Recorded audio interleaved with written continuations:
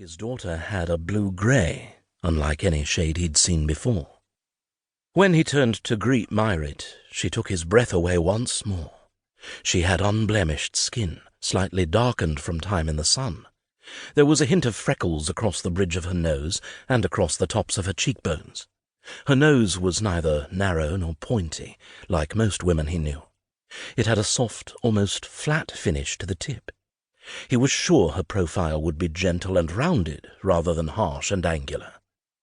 Her lips drew his attention away from her eyes and nose. They were a perfect bow shape and pink, but almost closer to red. They looked soft and kissable. He almost shook his head to clear his thoughts. He had no business fantasizing about how those lips would feel against his. He ran a hand through his shoulder-length, jet-black hair. "Welcome to Castle Varric. On behalf of my stepmother, stepbrother, and Clan Mackay, I welcome you. I trust your journey went smoothly." Tristan gathered his thoughts enough to say something to his guests. "Thank you for having us, Laird Mackay." Clearly Liam wasn't a man of many words. Tristan turned to Mairghread, hoping to be gracious. "Lady Mairghread, we have prepared a chamber for you above stairs, if you would like to retire until the evening meal." A flash of annoyance crossed Mairghread's face, but it disappeared as quickly as it came. She looked at Tristan and plastered what she hoped was a serene smile on her face. "Thank you, Laird Mackay. I would like to refresh myself and have a moment to change out of my travel clothes. However, I've been atop a horse for 3 days. I'd really like to stretch my legs. Perhaps someone might show me the gardens?" She looked pointedly over his shoulder at her soon-to-be betrothed. Alan was still shoveling food into his mouth, as though it would be his last meal for days. The Mackays knew Alan to indulge in all things, whether it was food, drink, or women.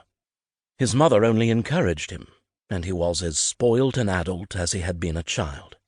Fortunately for him and the clan, he loved to train as much as he loved to imbibe in drink and women. It was the only way he kept himself from being as round as a barrel. He must have sensed several pairs of eyes on him, because he finally looked up. Tristan turned to face the dais, as it was impossible to ignore any longer that neither his stepbrother nor his stepmother came forward to greet their guests. It took quite a great deal to embarrass Tristan, but now he wasn't only embarrassed but ashamed of his family.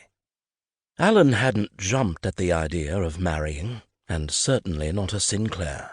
But he'd come around to the idea when he realized a wife meant a guaranteed woman to warm his bed each night. "Lady Beatrice, I'd ask you kindly to show Lady Mairghread to her chamber, please. Then, Alan, mayhap you'd take Lady Mairghread for a turn or two around the gardens. It might be a pleasant way to become acquainted with your future wife." Tristan turned back to notice the Sinclair brothers glaring at Alan. Their future brother by marriage clearly failed to impress them. Tristan watched as Lady Beatrice led Mairghread, albeit grudgingly, up the stairs to her chamber. Alan came down from the dais for Tristan's introduction to his intended's family. Tristan surmised Liam was sizing Alan up, both physically and by his character. While Alan's clear warrior physique pleasantly impressed Liam, his lips turned down when he looked into Alan's eyes. He glanced toward the stairs Beatrice and Mairghread had just taken. An expression of regret flashed so quickly across his eyes that Tristan wasn't sure if he'd made it up in his own mind. When he looked to the other men, he noticed Mairghread's brothers had stealthily formed a slight semicircle around Alan. He was almost boxed in, with no way to move forward unless they let him pass. Tristan listened as they each introduced themselves to Alan.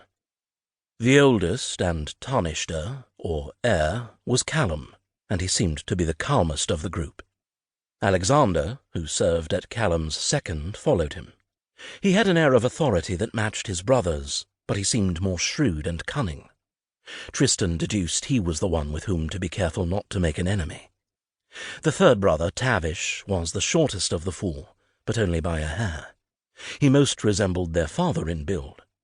While the other 3 brothers were broad across the chest and shoulders, Tavish had their father's barrel chest.